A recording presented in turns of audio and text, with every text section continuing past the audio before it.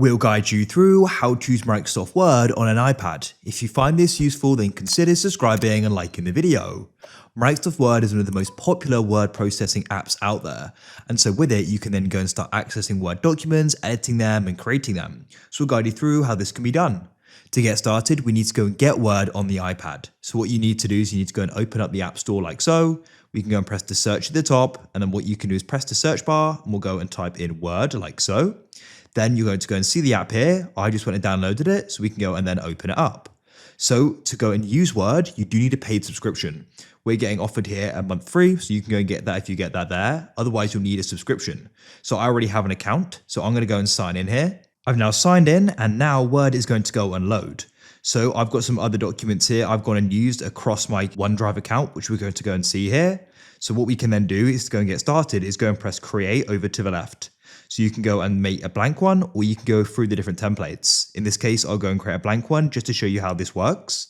At the bottom, you've got Copilot, which is essentially AI, and you can draft documents. So you can go and tap anywhere at the top here, and you can then go and start typing, and we're creating our document.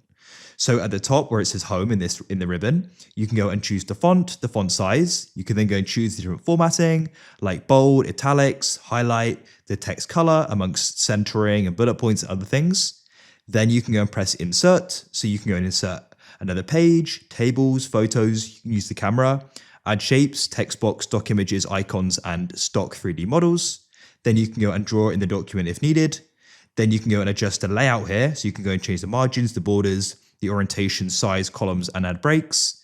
You can go and press review. So we can go and tap that there, and you can go and edit it and add comments and things like that on other people's documents. Then we can press view, and you can go and change how we can go and look at it. So you can go and change it to mobile view if you wanted to, or whatever you want. Then you can go and choose references, and that's going to be useful for adding in references.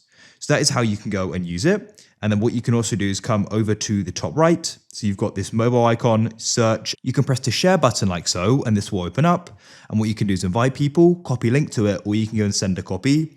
If you want to go and save it on your iPad, press that there. And then what you can do is go and save it to your files. So press save to files. You can then choose where and go and press save, and you have a copy of it there. You've also got the three dots in the top right with some different things there as well. That's it. Then you can press back in the top left, and you can go and access the rest of your documents. If I press home, that is now going to be there. That's it. That's how you can use it on your iPad.